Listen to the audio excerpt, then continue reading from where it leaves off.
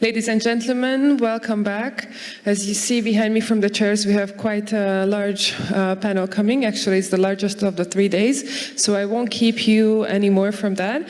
You'll see a session on what is needed for doubling investment. It will be moderated by Mr. Xavier Leflevre, excuse me, Principal Administrator of the OECD Environmental Directorate. I will ask him, the panelists and the keynote speaker to join us on stage. Have a nice discussion.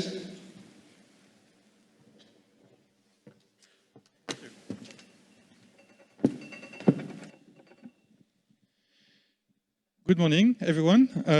I'm Xavier. I'm very happy to be here with you for this session on finance. Actually, I will ask the two keynote speakers to join me on stage. The panelists can stay in the room because that will give you the opportunity to watch the slides and the presentation while the keynotes are speaking. So if Miguel and Pierre, you could join me on stage, that would be fine. I just have a few words of introduction to say a few words about the OECD, what we do, and the way we approach this session. So at the OECD, I lead a team that works on water, resilience, and adaptation to climate change, because these issues are closely related. And one of the things we do in my team, we do a lot of work on finance. Because I've been working on water for quite a few years now, and I keep hearing the water community saying we need more money. We have lots of investment needs, projects, we need more money. And when you talk to financiers, they say money is not a problem. There are loads of money available around the world. Where are the projects? So, after a few years of this, ping-pong game going on and on, at the OECD, we decided to create a platform where actually finance people and water people could meet together and have a structured, informed discussions on what would it take to channel more money into the water sector. That's why we created the Roundtable on Financing Water, which is a joint initiative with the Netherlands, with the World Water Council and the World Bank, who asked to join recently, which is great. And the idea is just that, to bring together finance people, a wide range of finances, including development banks, but also commercial banks, pension funds, insurance, the wide range of finances, and bring in the same room water people so that they start to talk to each other and have a better understanding of what it takes to attract different types of finance. Because we know finance is the ultimate challenge. Yesterday, the minister from Jordan said that water was the ultimate challenge for financiers and that water systems will never attract private finance or commercial finance. In a way, he was right, and his point was reflecting his own experience in the country. But today, with this session, we would like to give some hope. We would like to explain that it doesn't need to be the case, and actually there are options to try to bring additional sources of finance, more diverse sources of finance into the system, so that we can actually cover the investment needs that are required. We don't know exactly how much we need. I see Jim Wimpeny in the room.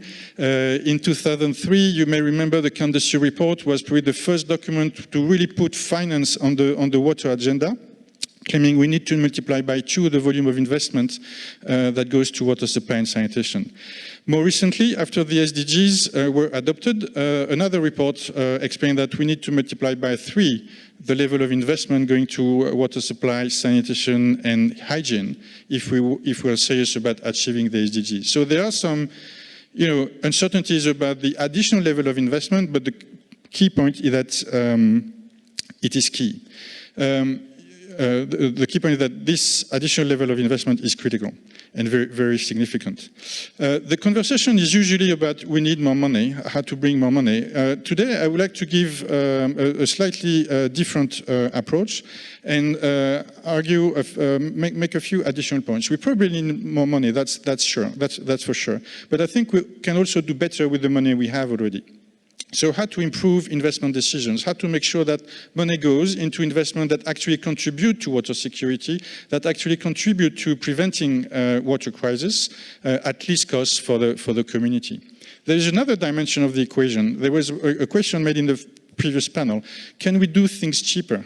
I think there are huge opportunities to do things cheaper. Typically, for instance, if we operate and maintain existing assets well, they will operate, that will extend their capacity to deliver, that will extend their life expectancy, and that will postpone the needs to rebuild them and invest in new or renewed infrastructure. So there are actually different dimensions in this equation.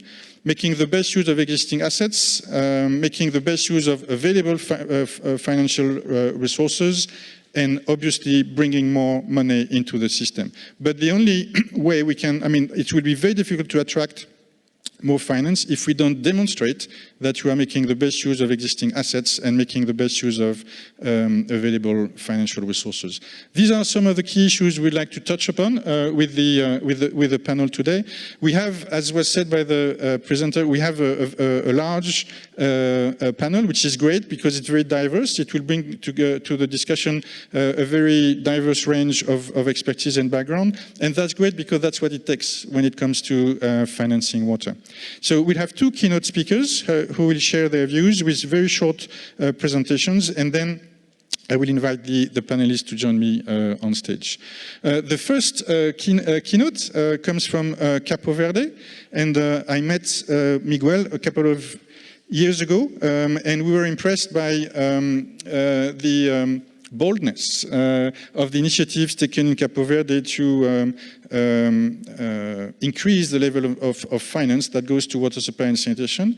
They embarked in quite innovative reforms, and I think their experience will be very, very useful to kickstart the discussion. So Miguel Damura is the president of the National Agency for Water Sanitation in Capo Verde, and his a short presentation will focus on the issue of the cost of capital and how it can be minimized.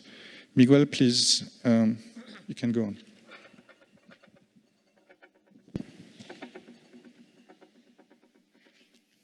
Good morning, and thank you, everybody. I would like to thank the government of the Hungarian, the Foreign Affairs Minister, who invite us for this summit. Also, thank you, the Minister for the Environment of the Cape Verde, who is there assisting this panel. Thank you, Xavier, for this moment. I would like to share with you some of my view on water, investment on water. The main question is, what is needed to double our investment in water? Is it true that we have to double it, or we have to improve our mechanism of the investments? I will take some example from Cape Verde to show you how we manage this question. It's not easy questions, but on our view, on our specific conditions, we try to do our best. Cape Verde is a small country in Africa, in the Atlantic. We are a Sahelian country, where the precipitation is under 200. Last 3 years, we haven't got rain. Means that we have to survive. No rainwaters. Underground water is collapsing, so we have to find solutions. How do we do it? The background for our development is the sustainable plan for the development. We have keynotes on those, which is to ensure the sanitation and the water for everybody. We take as a target a minimum of 40 liters of water for people, up to a maximum of 90 liters. And we don't want, excuse me, we don't want households to spend more than 5% of their income on water. And we want to increase the ratio of the coverage of the water and sanitation services in Cape Verde. This is from where we come and where are we in this moment. This is the network coverage. Up to now we are, I'm sorry, we are about 70% in as a global. I'm sorry. We have here also the coverage of the urban area and the rural area. This is the picture on water. Yeah, thank you. And I must tell you this, I'm speaking about WASH, water and sanitation, because our agents cover also the mobilization of water for the agriculture, which is not in this picture, okay? So this is our achievements in a country, a small country, GDP per capita about 3,000 US, no water, no groundwater. We have to survive by doing desalination water, which is very expensive. Cape Verde has experimented desalination water for more than 50 years in order to feed water to our people. This is our investment in GDP, consider the GDP in the last few years. If you see the 17th, yesterday I understand from some keynote speakers here that most of governments do not pay attention to the water. In fact, in Cape Verde, we do, because we have to survive. That's why certainly we double, sometimes we triple the investment on water. Okay, so this is the investment in Cape Verdean escudos. And we have realized that we need within the next 20 years to mobilize and to invest this huge amount of money per year in order to survive, in order to achieve the development goals, in order to improve our economy, in order to have the better condition for our people. So we might need to improve, to double, to triple, but maybe we might need to improve the conditions of the investments. So how do we do it?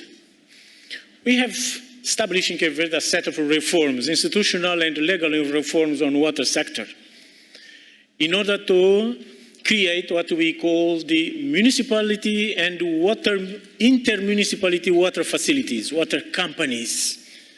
Because until short time, the water issues was under the municipality itself. We decided to have companies to deal with the water, to invest in water, instead of the municipality budget, because we know the constraints, the restriction of the municipality budget. We made reforms that concerns the economical regulation. In Cape Verde, the water pricing is very transparent. We have a national agency for economical regulation that establishes the price. The price is established according to the CAPEX and OPEX fluctuation. So the price of water can go up and go down.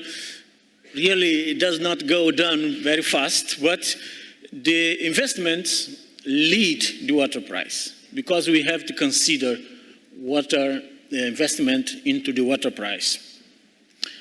Recently, we have created also what we call the revolving fund, water revolving fund, which is based on two topics, perpetuity and leverage of the funds.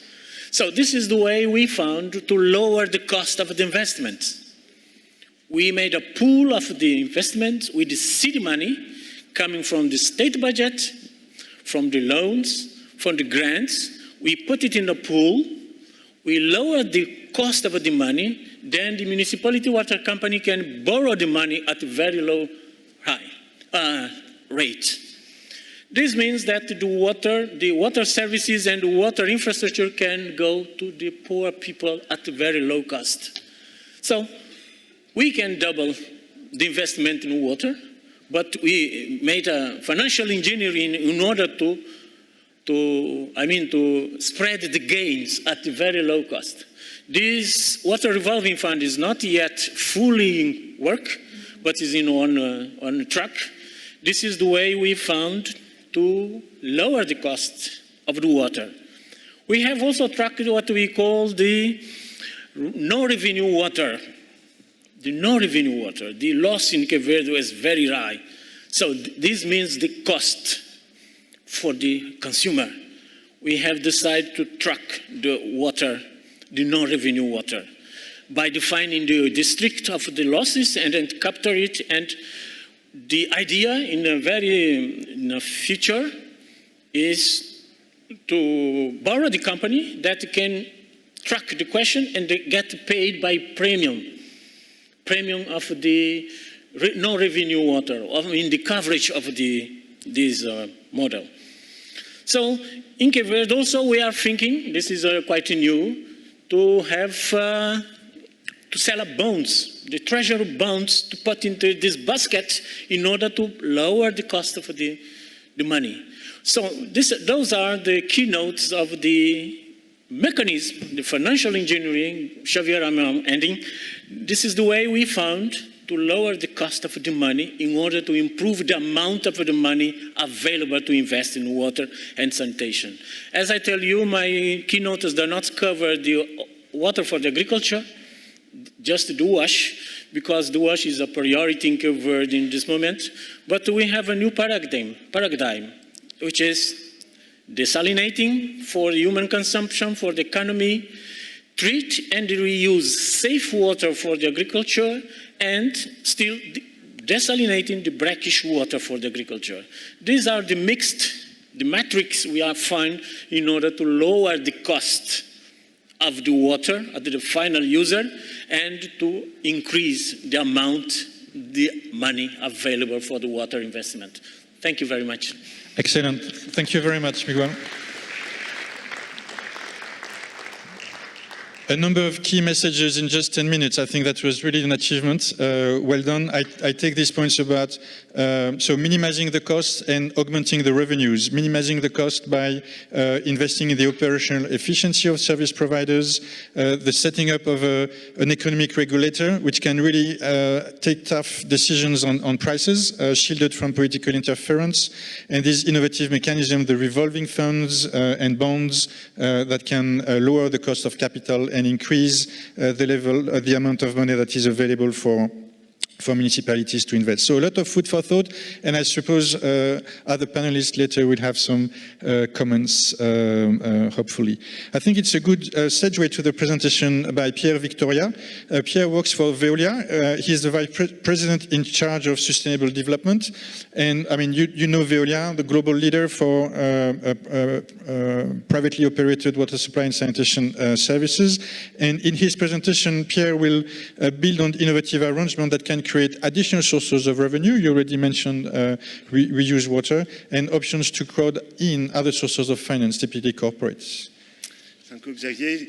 Thank you very much for your invitation and good morning, everybody. So my company, Veolia, offers environmental solutions to its clients. Half of its clients are local decision makers. Half of them are industrials. We work all over the world in 56 countries.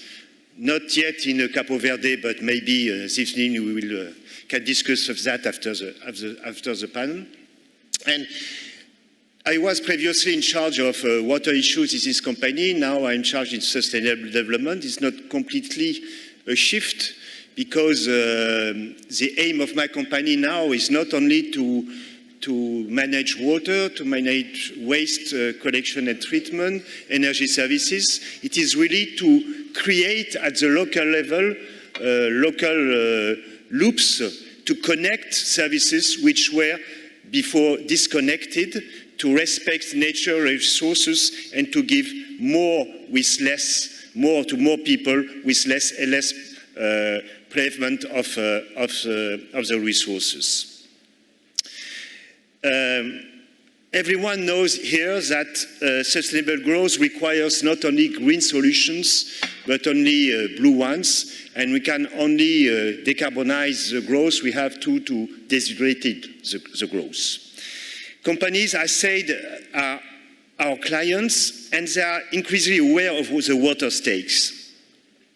Of course, they are more and more concerned by the increasing competition between users, households, farmers, industries, and businesses in water-stressed areas are now at risk, and investors are increasingly taking water supply into consideration during their decision-making process. A study from the International Food Policy Research Institute found that 45% of global GDP will be at risk due to water stress by 2050. Furthermore, of course, the extreme events like floods reinforce the vulnerability due to the water issues. And during the Davos summit in 2018, the water crisis was fifth in the ranking of the main risks in terms of impacts after weapons of mass destruction and different natural disasters. That is, I think, is new about the awareness of the business about the question of water stress. And now, investors, I say, rating agencies, financial as well as not as extra financial ones, demand to the companies to calculate the water stress exposition for their assets. We do that for our own company, that is, and we propose to our clients to do that for them. For that, we have decided to create a water impact index, with including in our Green Path environment footprint, and these tools enable decision makers, businesses and public authorities to determine measures to managing and using waters. What are the solutions to the water crisis? In fact, they are well known. Maybe 10 years ago we say the same thing about the solutions. The question is not to know the solutions, it is to implement them. Wasting less, polluting less, reusing more, become more efficient in all uses, adapting cities and regions. We know that are the solutions to deal with the water crisis. But what can we do now, and what is new for a company like us to do that? Of course, I just point some solutions, new solutions. Firstly, we have to stress of the question of alternative resources. Recycling waters in many countries could have access to all the volume they need. Water is now too precious resource to be used only once before being returned to nature. It's really necessary to do that. UN Water stated 2 years ago, it was in Durban, and discussed about that sanitation now must be considered as a continuous process, including collection of wastewater, treatment, and new resources. That means that we must have more financial investments in the question of the resourcing of water. In Durban, I say the UN Water was in Durban 2 years ago. In Durban, we manage the sanitation plans for the company. And what we discuss, when we discuss with the decision makers at the local level, we propose to the cities to buy the municipal wastewater, to transform it, and to give it, and to sell it, to the private companies. There is a lot of hydric stress in the town of Durban. And the municipality says, okay, it's a good idea, but we make a joint venture together, okay? We made a joint venture, we share the benefits of this joint venture, and with this money we will improve the situation of health and sanitation in the township of Durban, which is the most important township after Johannesburg in South Africa. That is a win-win public partnership. And now the situation in Durban is that you have 98% of the city's wastewater for industrial use. We reduce natural water withdrawals with additional 40,000 cubic meters of drinking water. That means that per day, we have the equivalent of 16 Olympic swimming pools due to these solutions. And after that, we have in these contracts, also not only financial contracts, we have social contracts, which the municipality asks us to improve the situation of the employment of the township. That is new partnership, completely in accordance with the spirit of the SDGs. The second challenge is to protect water resources. We have no time to discuss that. The third challenge is, of course, to help more cities adapt to climate change. And when we work in these stakes, of course, we can have new financial partnership to do that. 2 examples. In New Orleans, Veolia is part of the Rockefeller Foundation 100 Resilient City initiative. And we set up a pilot to help cities to prevent and cope with these disasters. Who is on the round table with that? It is Swiss Re, which is a reassuring insurance. We pay to try to have a pilot to prevent cities to the question of the floods and inundation and to improve the resilient cities. Another way, in California, where we have a contract for 30 years, we have specialist funds insurance company, it is in the city of Rialto in California, to finance the renovation of public infrastructures. We have a big contract, concession contract for 30 years. We have a clear repartition of the responsibilities between local authorities and the operators. We have KPIs, very strong KPIs and European KPIs, and with a good organization, we attract new financial. It's for some reasons that bankers like Tablewalk and insurance company Ulico have accepted to finance in this context the program of the infrastructures. So that is very important to know that if we have good governance, we have a clarification of the role of each stakeholders, we can have new financial for that. I have no time to explain more, just to tell you that in the SDGs for a company, what does it mean? What does it mean concretely? That it means that in the past, when we discuss with different NGOs about what we do in the developing countries, they say, okay, you make good job, okay, with a lot of discussion. After that, they say, but you are not where the problems are the most important. You are in the urban area, the problem is in rural areas. And in rural areas, the people have no water, no sanitation, and when we have water, they pay very expensive that. And we say that, it was not our job. That it was what I said before. Now we don't say that anymore, because we have to find how to respond to the needs where they are. For that reason, at Africa, we are working with another organization which is specialist in to provide water and electricity to rural area, and we made a common offer with financial transfer from the urban citizens to the rural area. That is the spirit of the Gs. Just to finish, Xavier, just that. That is how to respond to the question, how we securely investing in water management. You have really two different things to say. We have in investment-grade countries, you have money, you have funds, and if we have a clear vision of what we want to do and sharing the responsibilities and robust KPIs, we have no problem to have fund to improve the situation of water and sanitation. The problem is that, of course, we have a problem of bad governance, with political risk, with not separation road, when you have a big problem in developing countries where the public bodies don't pay their own water bills, and sometimes it is about 40% of the revenue of a company. So if you have that, we have a big problem to finance that. That is, for me, very important. And last slide, to say, maybe, when we ask to the, no, my time is over, I think.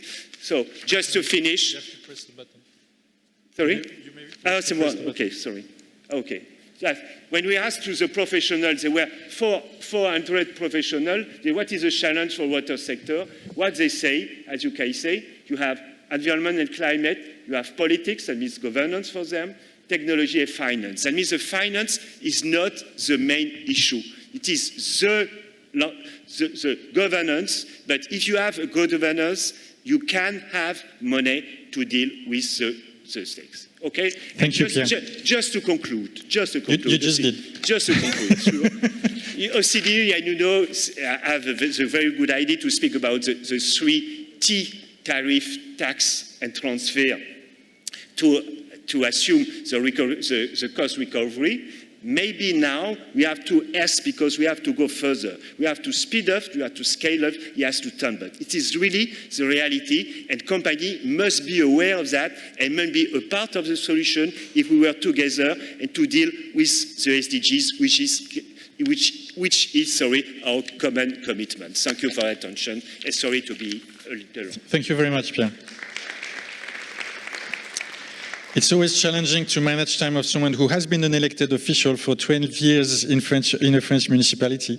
But I think that adds to Pierre's experience being on the other side, if you like, of the equation. I take quite a few interesting messages from your presentation. I think they revolve around this concept of valuing water. If we better realize the value of water, how much water can contribute beneficial outcomes for everyone, part of that value can be captured and transferred into a financing mechanism. So the value of wastewater, if we treat wastewater and can recycle it, it becomes a source of revenue for other sources, an additional source of revenue. So thank you very much for the two keynotes. I think they have set the scene quite well. I would now like to invite the panelists on stage. So Andreas Proksch, Nikolai Kosov, David Tyler, Akos Salai, Mr. Singh and Pio Venoopt, please join me on stage. You will quickly notice that we have at least two things in common. The panelists, the keynote speakers and myself. One is our dedication to water. The other common point, we're all male. And that's embarrassing. So I will make sure that during the course of the discussion, we'll have a chance to listen to female voices on financing water. I trust there will be women in the room who will be able to, willing and able to take the floor. So be ready when we have time for questions, comments, or additional expertise from the floor. I really expect women to stand up and contribute to the conversation. Without further ado, I would like to ask the first question, my first question to Andreas. So Andreas Proksch is Director General, Sector and Global Programs Department at GIZ. GIZ, as you know, has a huge experience supporting water supply and sanitation in developing countries, including in the poorest environments. And in such context, revenues from water services are unlikely to cover the full cost of service provision. So there is room for subsidies, but we know subsidies can also can be an ambivalent tool. So, Andreas, we'd like to hear your views about subsidies, their contribution to sustainable finance for water supply and sanitation. And I've been informed by the technicians there is no need to do just that, because the mics are working and there is no need to test them. So, please go ahead. Perfect. Thank you very much, Pierre, and thanks for the invitation. Thanks to the Hungarian government for organizing this Water Week. I think this is of extreme importance. When we talk about subsidies, I would first like to come back to what you asked at the beginning. Do we need more money? And I would like to say, first of all, each and everyone has to do our homework. We can do things cheaper. We can do things more efficient. We can do water supply more effective. And still, even if all of these steps are successful, we do need more money. And I would also, right at the beginning, say one part of the additional money which we needed will be subsidies. And I would like to say very clearly at the beginning, I make a positive plea for the necessity of subsidies. I know each economy will immediately reply to me all the bad experiences we have with subsidies. They are very often not well targeted, they crowd out the market, etc., etc. But why my plea for subsidies is very clear. The reason is very simple. I'm absolutely convinced that without any kind of subsidies, the universal goals of access to water and sanitation will not be achieved. And I think even before talking about money, we all have to agree that the starting point of our discussion is and must be the common goal of ensuring an acceptable level of service of water and sanitation to each human being. I think this should be really the starting point for the entire Water Week. That's why we meet, and this should be really our common goal. Full cost recovery can be attained in many circumstances. I think even in many poor countries, even for many least developed countries, full cost recovery can be attained for the middle class and for the upper class. But I'm absolutely sure the more we go to the poorest parts of the population, the more we go to the rural areas, the more also we go to sanitation. We talk about sanitation, not only about drinking water. We will need subsidies. And this is also very much acknowledged recently by the World Water Development Report of 2019. They also asked that we, if we really want to assure that no one is left behind, subsidies must be developed. If we come really to the subsidies, I would also like to be very clear. Subsidies can only have an effect if they are targeted to achieve what they promised, if they reach the right target population, if they are financially sustainable, and if they particularly target sanitation. Only if this is the case, and this is very often not the case at present in many countries, because in many of the poor countries, especially the middle class and the upper class get most of the subsidies. If these points are assured, I think subsidies can have a very important effect, but governance and governments are key for a smart and sustainable design of such subsidies. Without good governance and good governments, subsidies won't have any effect. Thank you very much. I think this is a very important message, the clear call for subsidies, but also for targeted subsidies. I think we all agree that cheap water is actually not the option. Cheap water can hurt the poor because it can deprive the service provider, public or private, from the revenues needed to extend the service and operate properly. So I think that's a very important one. Other comments from on this topic from the panelists? Maybe Miguel in your country? I do agree with the previous speaker on effectiveness of the subsidies. I also agree that the best subsidies we can provide is the improve the quality of the services to the poor people. Whenever is need, it has to be very targeted. In Cape Verde, we have decided for what we call social tariffs for very low income people. But this is a temporary. You can be all time on this target.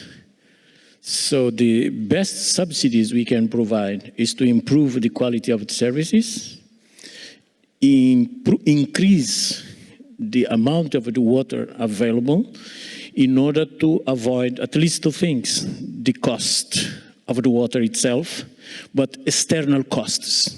We have to touch the external costs, which is the main problem in a poor country, external costs related to the water. This is where the subsidies, health, sanitation, schools, and so on. And I think this is where we should, where the subsidies has to be designed to. Thank you. I would like to move on and give the floor to Nikolai Kosov. Mr. Kosov is the chairman of the board of the International Investment Bank, based here in Budapest from the beginning of this year. As you may know, IIB specializes in the support of small and medium-sized businesses, and it also finances socially significant infrastructure projects. So.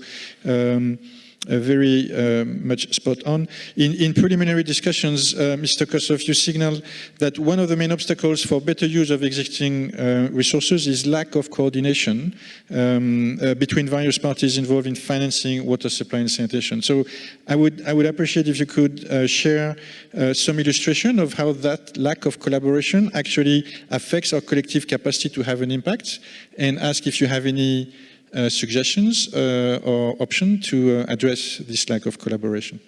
Thank you very much, Xavier. I'll try to be short.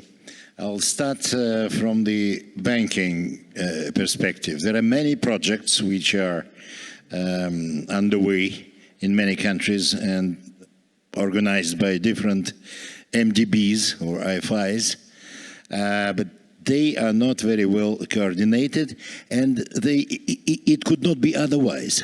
I tell you, first problem is psychological, because the water resource, it is something, the results of which you can only feel by generations.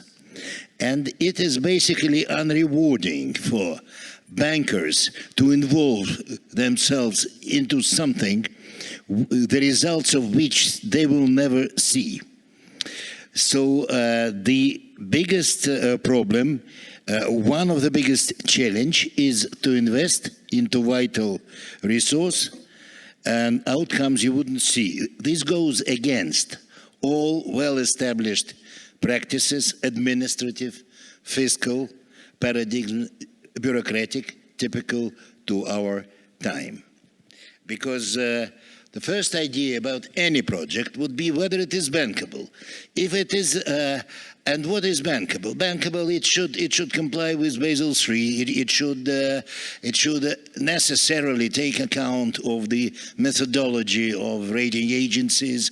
Then you have to think what risk level you will have after risk appetite having such projects.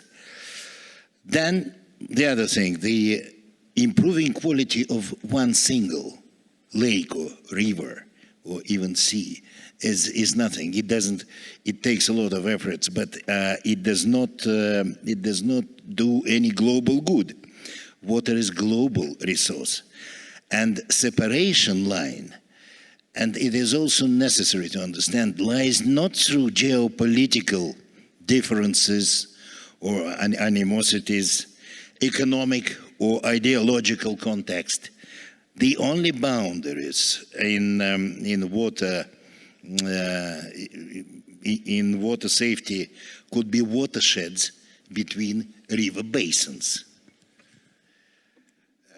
There are many platforms at present, including OECD, Water Council, the conference like we have here, and I'm honored to participate in it for the second time.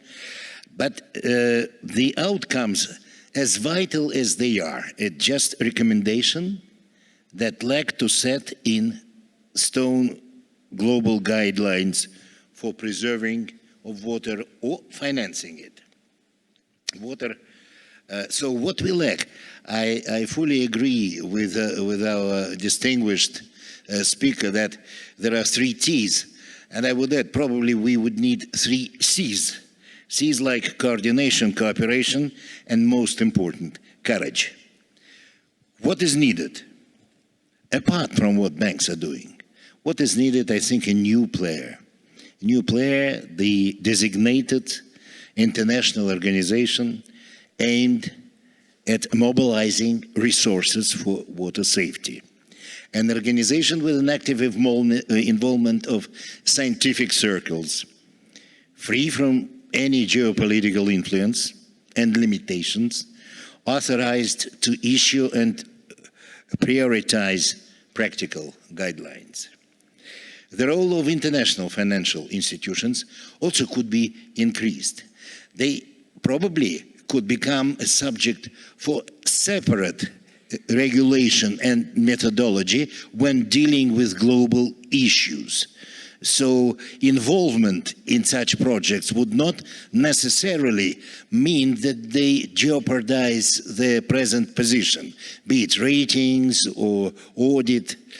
There might be a simpler solution. All development banks, they are not after profit, and they all work with profit. And what are international development banks? The banks made up of sovereigns, of sovereign states.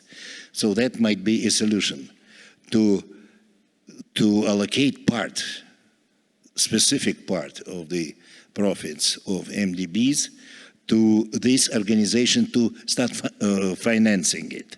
To start financing and to also to pinpoint those projects which would really mean global safety for the water.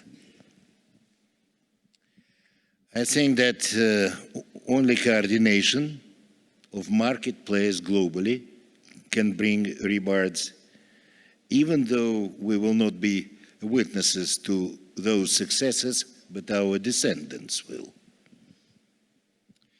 Thank you. I think the reference to the global water architecture, which is probably not as effective as it could be, is an interesting one to change gear and change scale. That can trigger, I think, further discussion. I would actually ask David Tyler from EBRD if you have similar views. I mean, in the countries where you are active, you may have witness that sort of sometimes competition between donors, which can have detrimental effects, providing misguiding incentives, improving the efficiency of service operators and the like. I wonder if you have any views about this lack of collaboration and options to address it. It's on. Okay, thank you. I welcome the particular provocative statements that are made. I work for an institution which is the European Bank for Reconstruction and Development. I'm not a banker, I'm an engineer. And I guess that gives me a slightly different lens on the world. But it is fair to say that it would be possibly an unfair assertion that there's a lack of coordination. I think increasingly what we're finding is that with other multilateral development banks, there's a very strong role for us to work in collaboration. We work with others in terms of blended finance. We're working on projects which have, a combination of donor contributions as well as concessional loans. We work with other IFIs on projects, and that actually is a real strength. It is fair to say that it's a competitive place, but actually we do see, I think, increasingly the bigger picture of working together on projects. It probably brings me to a point that we recognise that there's probably still very much more that we could do, and I think it is a fair challenge to say, how do we frame where that investment is needed? And we, and like other IFIs, are constantly engaged in finding ways in which we can do things better.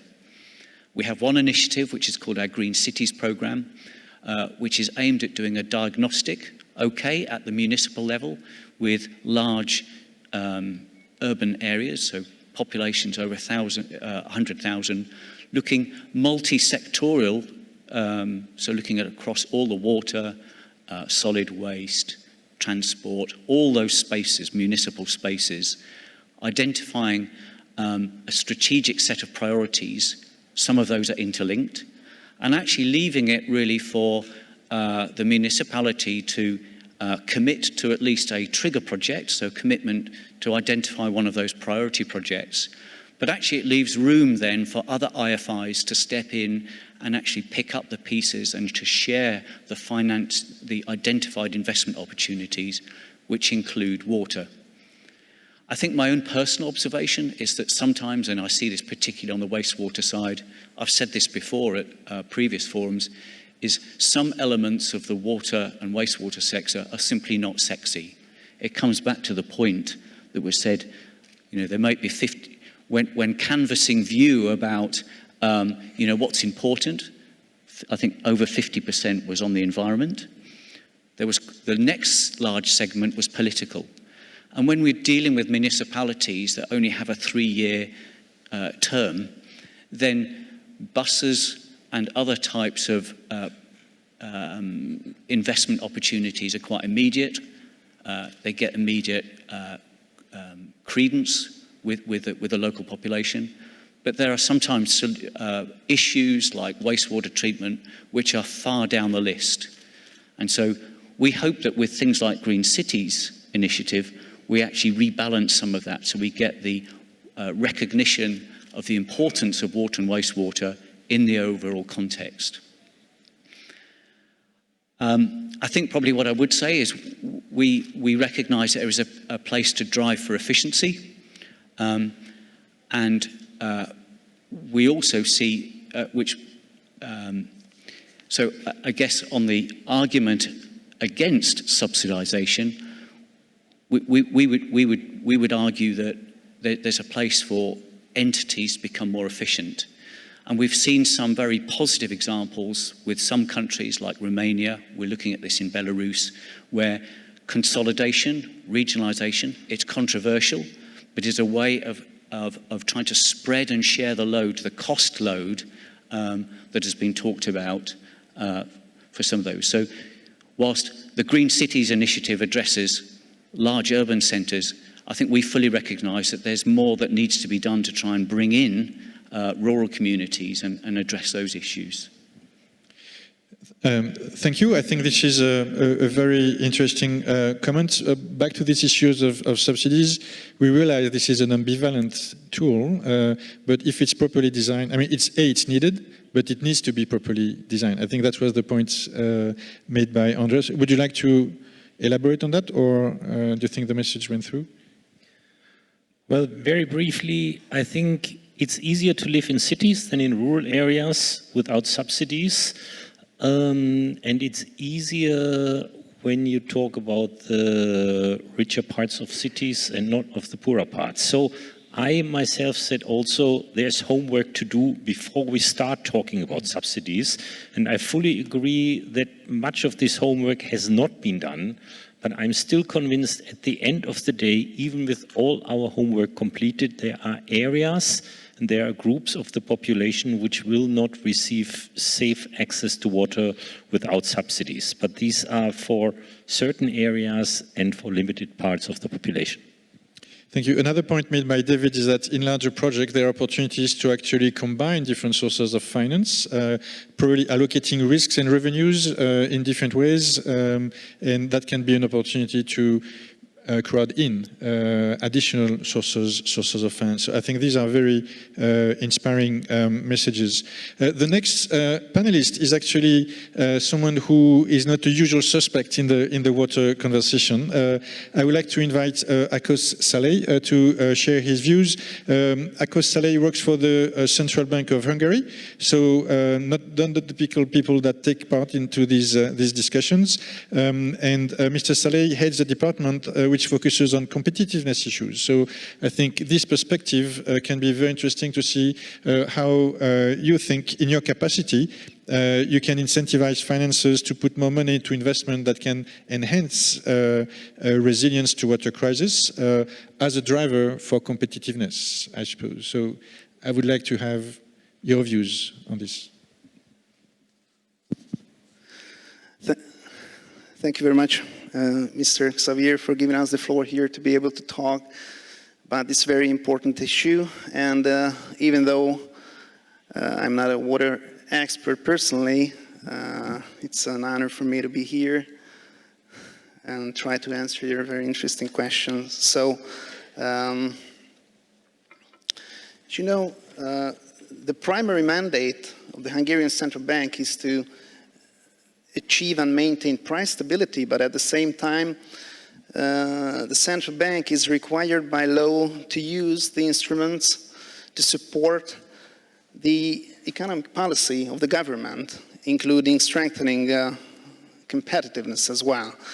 And a couple of years ago, in 2015, the government requested the central bank to focus much more on competitiveness, improving the country's competitiveness, and accordingly the central bank started analyzing the Hungary's competitiveness much more deeply and much more comprehensively, and I Actually, 2 years ago, we published the first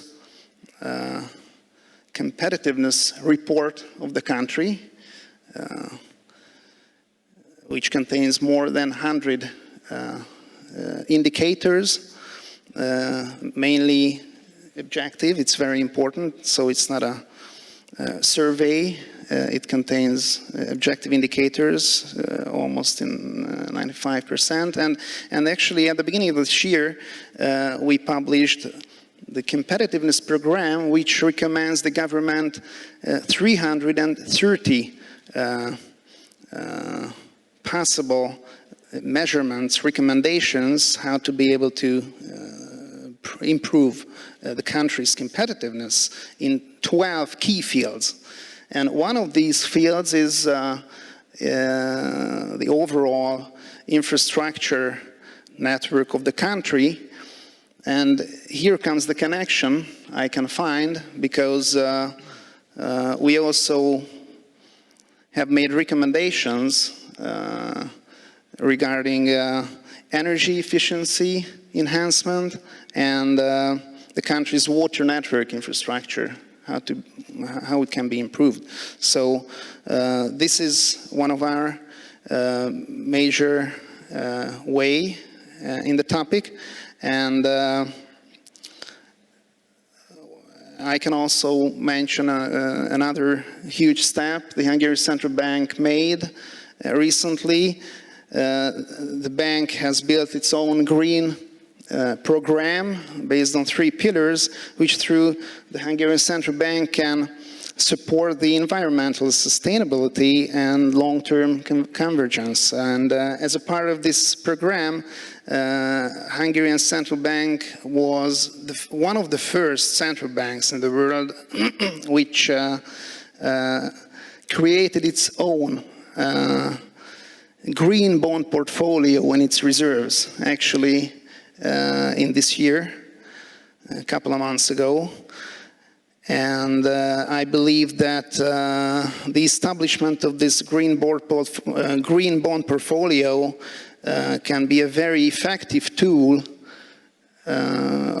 for financing green projects, including water investments too. So I can just suggest other central banks also to do so. That's what I wanted to say shortly. Excellent. Thank you very much. I think it's really fascinating to see. I mean, we keep talking about making the economic case for water-related investment, and it's great that the central bank actually does the work and demonstrate how investment in water infrastructure can actually drive competitiveness and stimulate growth in the economy. And I'd like to know more about how that translates into financing mechanism, these green bonds that you develop. If we have time later in the session, I will probably get back to you on this. The next speaker is Mr. Singh. He's the managing trustee of the Jal Bhagirathi Foundation. The foundation was established in 2002 in response to water crisis in Rajasthan. This is a non-profit organization which has unique expertise in micro projects to revive or create traditional rainwater harvesting systems. I think this is a fascinating experience to see how you can actually build on the existing capacities of the country to contribute to water resilience. So I'd like to invite you to elaborate on what does it take to revive these, traditional knowledge, ancient know-how that can contribute to highly resilient infrastructure.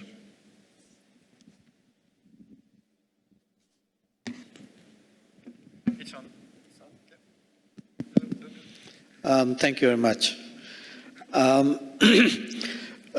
To begin with, I would like to start with this discussion we had on subsidy and our own experience about subsidy.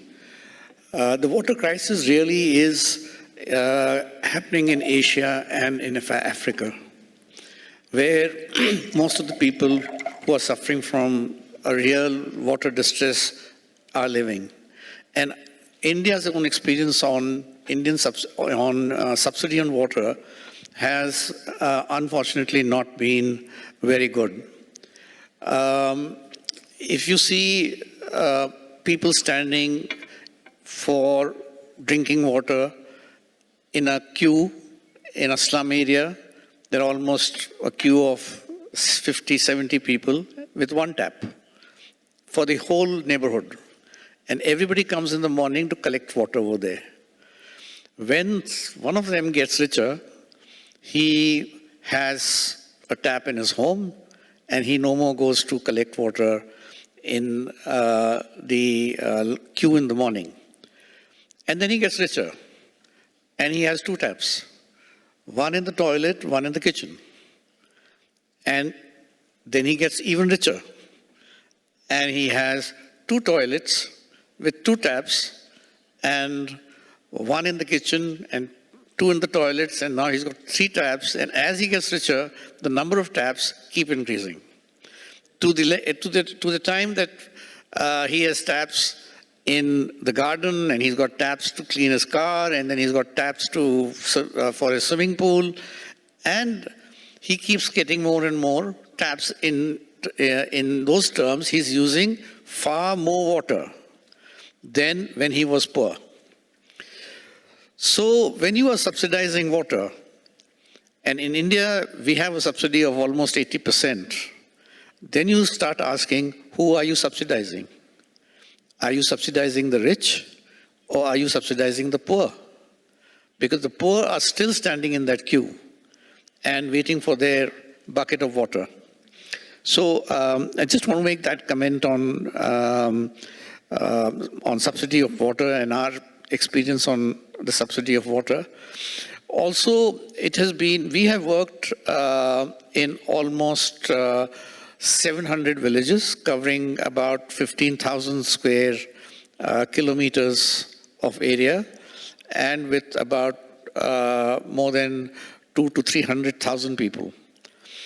And it has been our experience that it is not about money. The water problem is not about money. It is about cooperation. When people come together and they collaborate, they are able to solve their own problem, rather than depend on a centralized agency to come and sort the problem out. Because in none of the villages that we worked, we brought an external agency.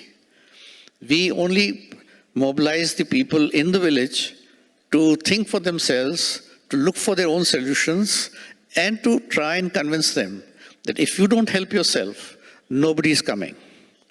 So do not keep looking out at somebody coming and solving your problem. When we talk about doubling investment in water, or tripling it, or quadrupling it, or increasing it further, it worries me. Because I look at investment in water as further exploitation of water resources. And it is time that we let the earth take some relief, let it breathe, and stop exploiting the earth and water for some time, and start looking at, like many of my colleagues over here said, start looking at the demand factor and try to reduce the demand.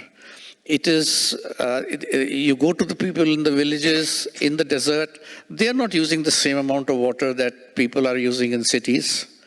Obviously, there is a possibility of being able to use water in a much more sensible manner.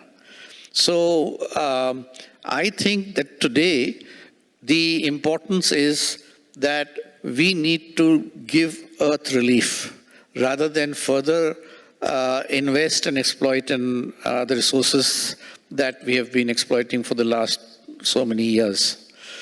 Having said that, I would also like to mention that decentralized management of water and a management system which is driven by the community is probably the solution for the future.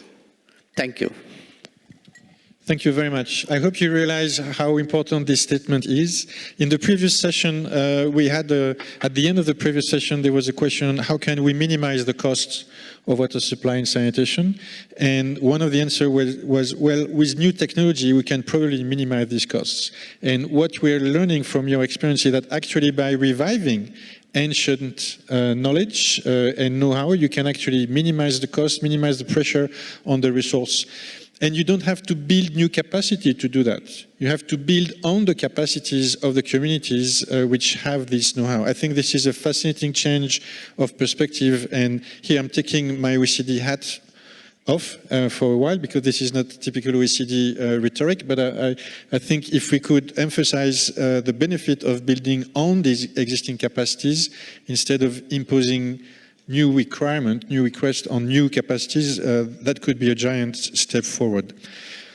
Back to the line of the presentation, and the last panelist will be Pio Venupst. Pio comes from Switzerland, although he's based in Rome. He's the permanent representative of Switzerland to FAO and IFAD, so strong experience on agriculture, water. But he's also, I understand, managing a project on Blue Peace, so how to finance transboundary cooperation, which, as you know, can be a major source of tensions or water crisis. So we'd like to hear your perspective on this, Pio. Thank you. I would like to follow from my previous speaker intervention and bring the same concept to another scale, if you allow me. I will try. It's not easy. Try to follow what I'm going to say in the next 5 minutes. Bankability, you hear always this term. Bankability is basically, in classic terms, is the relation, often conflicting, between return of investment and perception of risk, basically. This is the point. Now, how can we interfere in the perception of risk and the concept of return of investment? Because you've been talking about subsidies and so on. What does it mean, structuring this in a way that it can function? So it can function from when you start from a collaborative perspective. I remember when I was, a couple of years ago, I was at the London Stock Exchange, and I asked to the distinguished expert on finance, I asked a simple question. What is the financial value of a collaboration that leads through a negotiation to an agreement about a different interest on what and how you invest your money related to water? The answer was silence. I asked the question again, you are the expert, is there a financial value? They say, yes. So it's big or it's small? They say, it's huge. Okay, who calculated this? Oh, nobody did. Yeah, why don't you do it as a start? What I mean by this, there is a change that there is needed, and this is what we are trying to do with this Blue Peace financing initiative. We're trying to get back and see whether we can collectively come to another way of doing investments. So what's about, in very rapid terms? It's about considering water not as a sector, but as an entry point. Everybody needs, and every sector, each sector needs water, right? Okay, this means competition.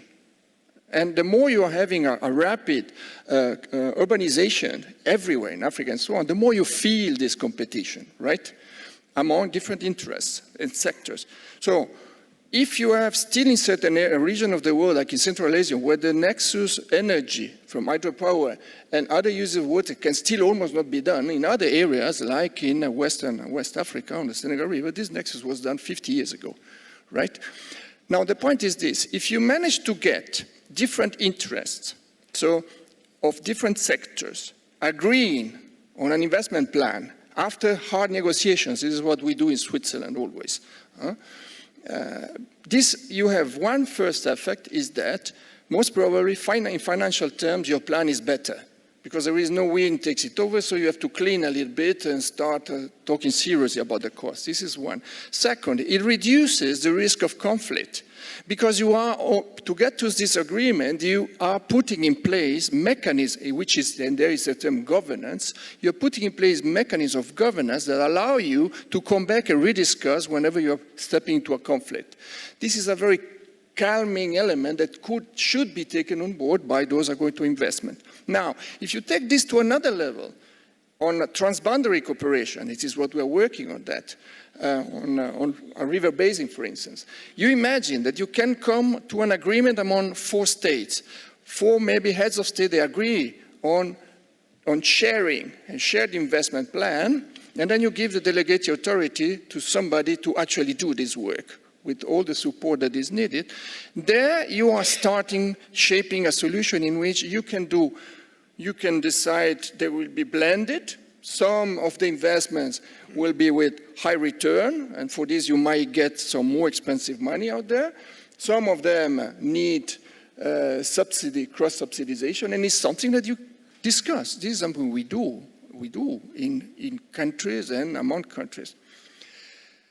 The aim at the end is what? The aim at the end is the de-risking perception, so that the financial sector starts and the capital market start considering that actually there is a business case there. And therefore, lowering also the costs, the access of the costs. And this is, we think, is doable. We are working this project on 2 arms. One is who creates the livelihood assets that are needed. In this specific case, a river basin commission that is working in West Africa, because there is political willingness to go ahead. This is the famous governance that is needed. If you don't have this, it's not going to work. But since it's there, why not support this? And on the other hand is the users, municipalities. It's very nice to say there is no need for funding, but when visiting a municipality in the Global South, they have to pay 20% of interest rate to get access to loans, while AAA cities, municipality of the North, pays 2.5%, there is something there that needs to be fixed. And what we are proposing is trying to go with certain pilots on a financial twin between municipality of the North and the Global South, with since it needs incentives, with a de-risking element that could come from a third party as a start. And with this, the structural functioning of the financial system will have to start also to think, to not only finance sectors and countries, sovereign loans, but start going a little bit more collaborative in terms of also getting the finance flowing to the Global South. Thanks. Thank you very much, Pio. I think this is a very interesting and important point. You're probably the first to really talk about risks and the allocation of risk and the perception of risk as a driver for investment. And indeed, this is a language that financiers understand. They talk about risks and revenue. So that's a language that the water people also need to understand if they want to engage with financiers. And actually, I realized it was not anticipated, but a common word that is shared by all the panelists is collaboration. Collaboration at community level. You said that collaboration is more important than money. At watershed level, collaboration between service providers and corporates, collaboration also probably at a more global level. So that can be one of the key messages that derive from that session. I want to be faithful to my word. We have about 15 minutes left before we break for lunch. And I would like to use part of that time to get questions, comments, or additional expertise from the floor. And as I said, I would pay particular attention to women wishing to make their point. So I already see one hand over there, so thank you very much for volunteering. Can you get a mic? Do you have one?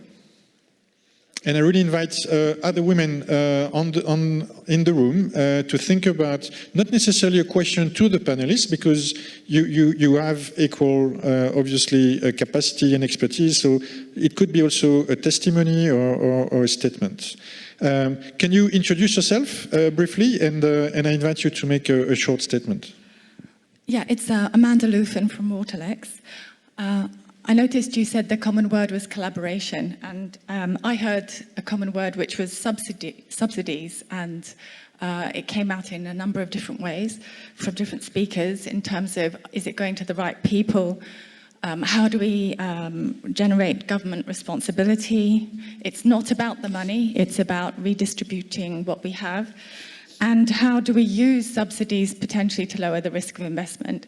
And I think it's potentially one of the tools that we have to solve the problem. It's constructive and it's concrete, but it needs to be done the right way. And actually the governments need to take responsibility and recognize that people have a right to water and sanitation, and they need to show leadership on this. So my question for the panel actually is, how do we encourage governments to take their obligations seriously and recognize that if some people are paying more for their water than others, how do we subsidize that to make it fair? And that's really the way to redistribute the funds.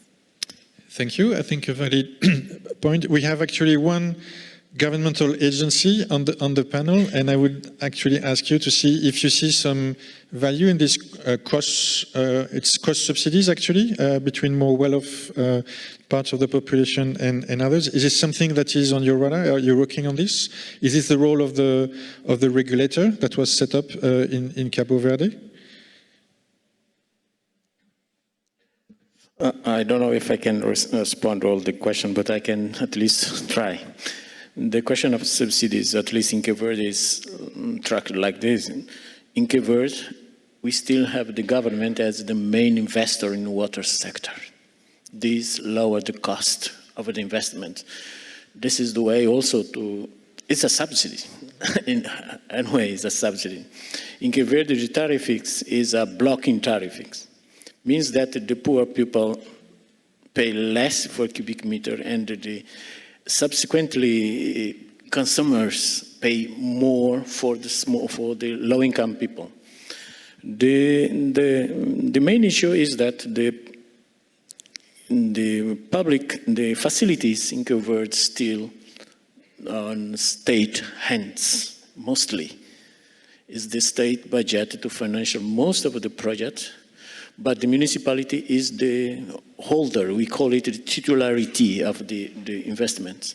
So on come the companies, on come the enterprise. So they have there's a government there in order to lower the cost of the water, lower cost of the investment, lower cost of the outcomes in order to achieve the goals, which means more and more people served, which means to reduce the cost of the time of the poor people to catch water, to reduce the cost of, I told you before, the external costs. In Cape Verde, we have developed a platform where the low-income people is registered. Then we can see the evaluation of the incomes, and then the subsidy is very targeted.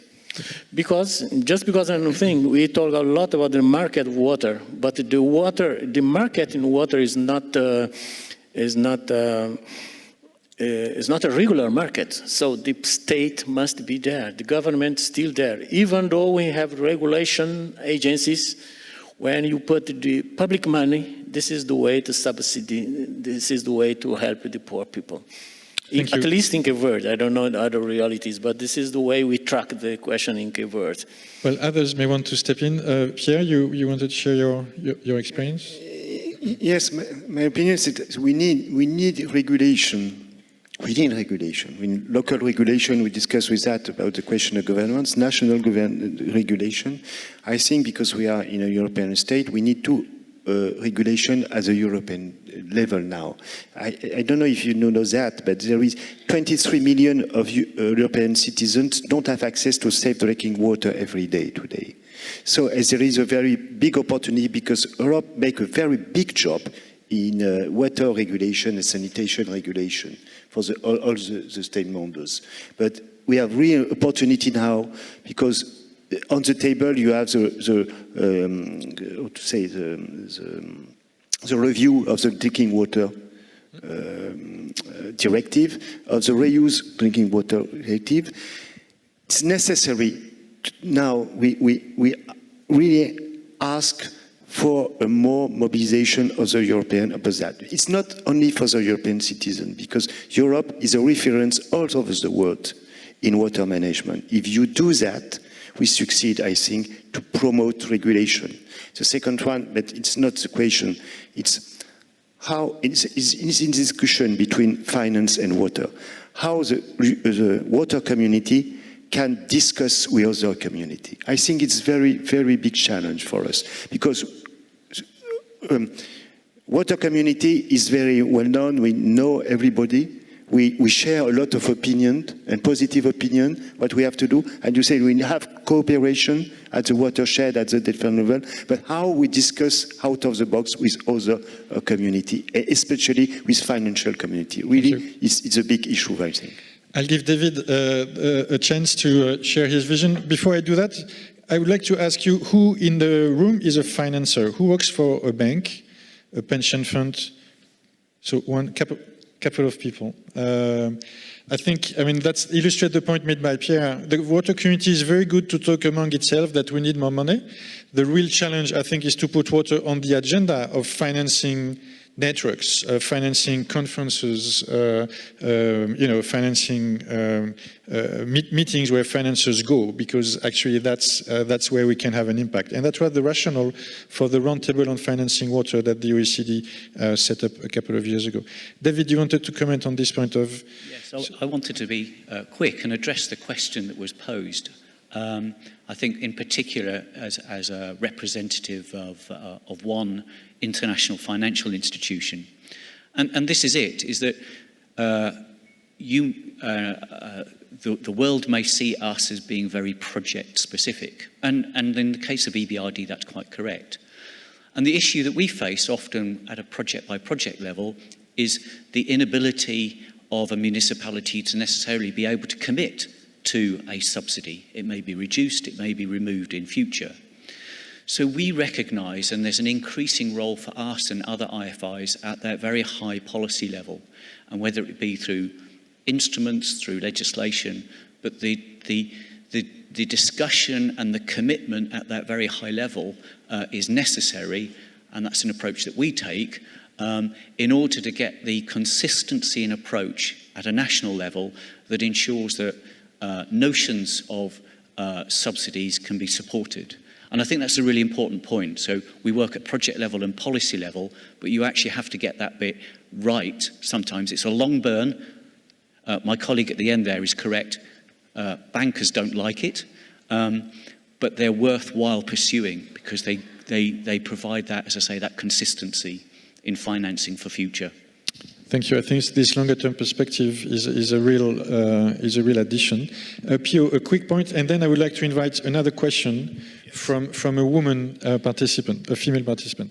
Yes, if you have 4 heads of state that do agree in a shared investment plan and how they manage shared resources, this implies increasing accountability mechanism.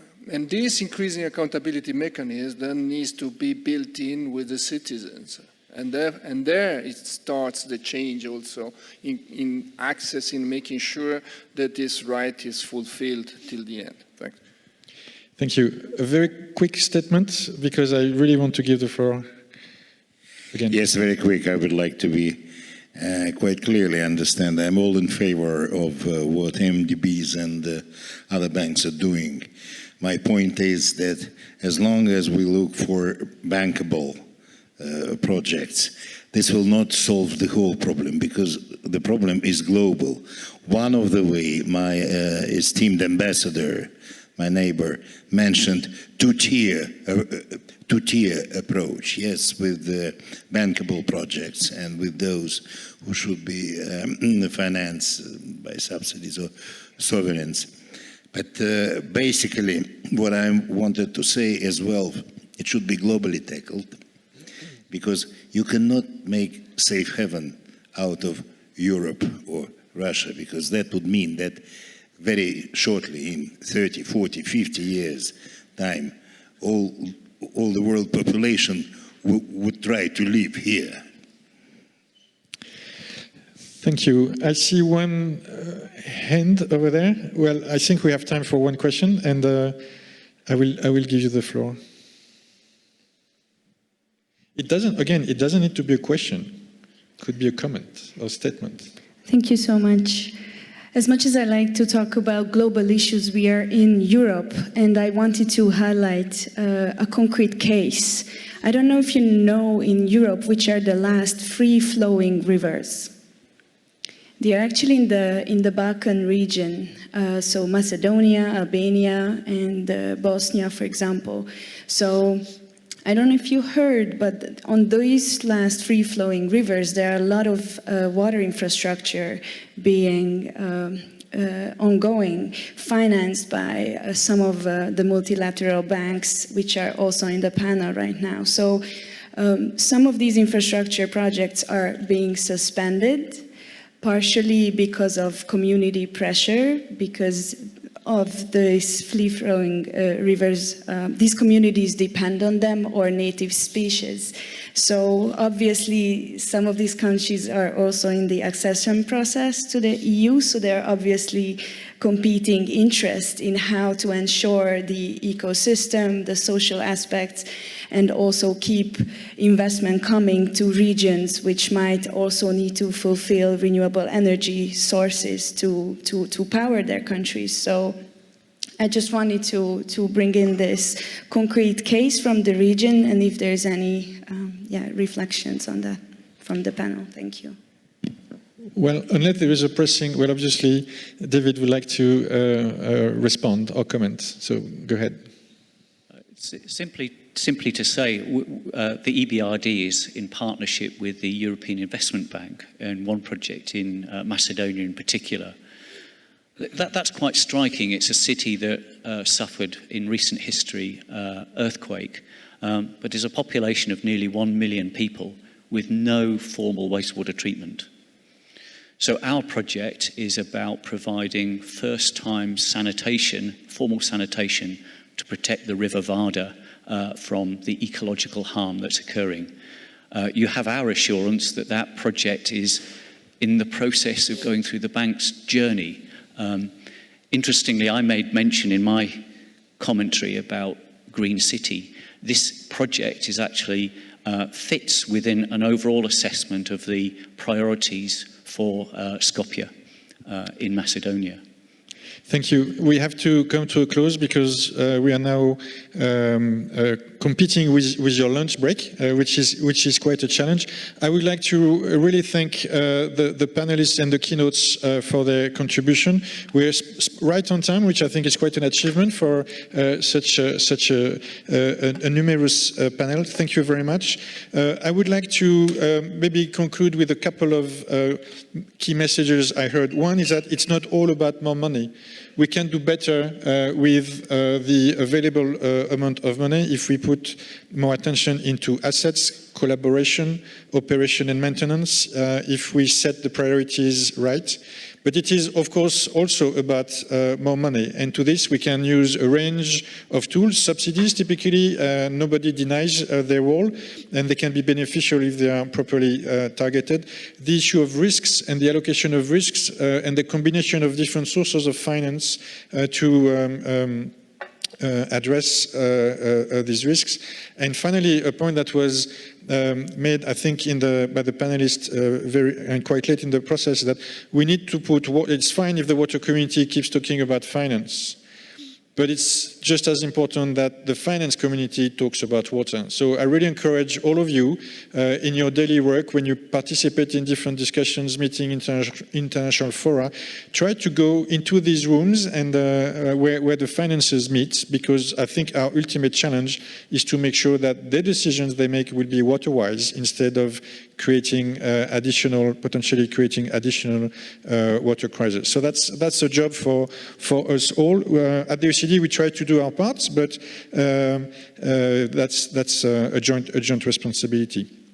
Thank you very much for your passionate attention. Again, thank you very much to the keynote speakers and panelists. One last sentence. Okay. I think perhaps as a last and final statement, whenever we talk about finance, whenever we talk about subsidies, whenever we talk about collaboration, these are all means, but the objective and the end is always access to water and sanitation. And perhaps we have not talked enough about government's responsibility. Each and every government of the world within the SDG has made a commitment. And so the first question from the audience with regard to how to put more pressure on the government, I think there is the key. And if we leave this room with this message, I think things might improve. Excellent. Thank you very much for this. There is no better concluding word. Bon appétit, and I hope you enjoy the rest of your stay in Budapest. Thank you very much for the panel discussion, and Xavier, thank you very much especially for bringing attention as a woman. I say this to the imbalance in gender, and I will pass this message on. Before you go on lunch break, let me tell you about the side events that we will have while in parallel with the lunch. In this building, in Duna Room, there is a side event by the Hungarian Venture Capital and Private Equity Association and Sustera Capital Partners Limited on private equity and the venture capital on water financing. And also there is a side event in Building D in Tisza Room about celebrating 25 years of successful transboundary cooperation organized by the Ministry of Interior of Hungary. There will be other side events as well happening in the afternoon. Please make sure to download the application. Everything is up there with all the information, panel members, venues.